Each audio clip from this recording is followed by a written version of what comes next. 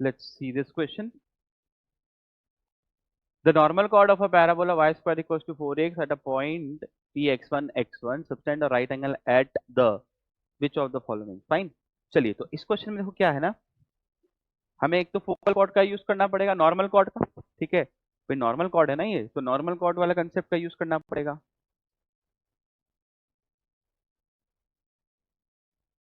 ठीक, उसके बाद ये एक प्रॉपर्टी भी होती है, तो हम इसको याद रखेंगे, तो प्रॉपर्टी भी है ये। ठीक है,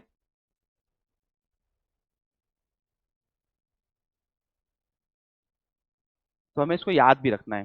फाइन, चलिए तो अब इसको सॉल्व करना हम लोग स्टार्ट करते हैं। नॉर्मल कॉर्ड भी है, नॉर्मल कॉर्ड की तो प्रॉपर्टी है ही थी, और एक उसी की प्रॉपर्टी भी है, तो एज ए प्रॉपर्टी हम इसको याद करेंगे। फाइन है ना।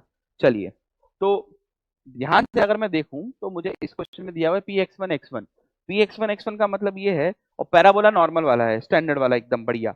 चलो सबसे पहले पैराबोला बना लेते हैं।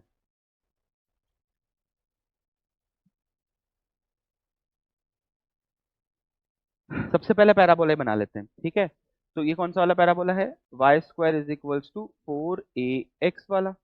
मुझे ये बताइए, इसके ऊपर अगर कोई भी पॉइंट मैं लूं, कोई भी पॉइंट, ठीक है, तो क्या वो इस फॉर्म में नहीं होगा, 80² 280? बिल्कुल होगा।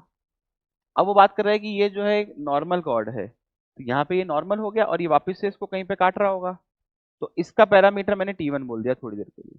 ठीक, ये पॉइंट है P पॉइंट, ये पॉइंट है Q पॉइंट। फाइन, तो आगे बढ़ते हैं अब। क्योंकि मुझे ये जो पॉइंट दिया हुआ है x1 दिया हुआ है, इसका मतलब इस पॉइंट पर एब्सिस और ऑर्डिनेट बराबर है।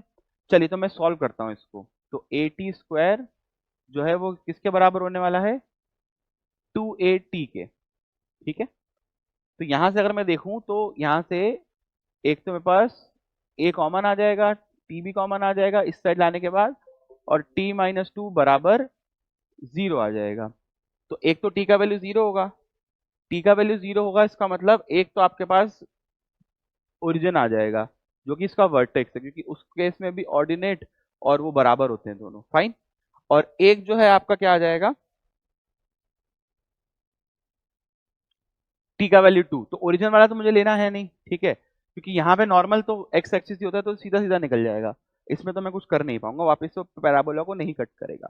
तो मुझे दूसरे वाले की बात करनी है। ठीक है, तो इसका मतलब यहाँ से टी का वैल्यू आ जाएगा 2। फाइन, तो अब अगर टी का वैल्यू 2 है, तो मुझे नॉर्मल कॉर्ड के लिए ये रिलेशन पता होता है। ठीक है, तो जो T1 आएगा वो क्या आ जाएगा, -T-2/T। इसी रिलेशन की मैं बात कर रहा था, ये रिलेशन यहाँ पे होना चाहिए, हमें पता होना चाहिए बेसिकली। ठीक है, चलिए तो यहाँ पे मैं वैल्यू रख देता हूँ टी का वैल्यू, तो -2 विच इज -3। ठीक है, तो अब अगर मैं ध्यान से देखूं तो क्या होगा, इस पॉइंट के कोऑर्डिनेट्स भी मुझे पता चल जाएंगे। ठीक है, तो पी भी पता चल जाएगा, क्यू भी पता चल जाएगा। फाइन, चलिए तो निकाल लेते हैं इनके पॉइंट्स के कोऑर्डिनेट। तो पी पॉइंट के कोऑर्डिनेट्स क्या आ जाएंगे, भाई ये तो बराबर वाला है, तो यहाँ पे टी की जगह 2 ही रखना है मेरे को, तो रख देते हैं 2। तो क्या है, 4a, 4a। ठीक है, और क्यू पॉइंट के कोऑर्डिनेट्स में निकालूंगा T1 का ये वैल्यू रखने के बाद, तो ये आ जाएगा 9a कॉमा माइनस का 6 है। फाइन, अब मुझे ये देखना था कि ये जो 90 का एंगल बनाते हैं ये कहाँ पे बनाते हैं, तो एक्चुअली ये फोकस पे बनाते हैं भाई।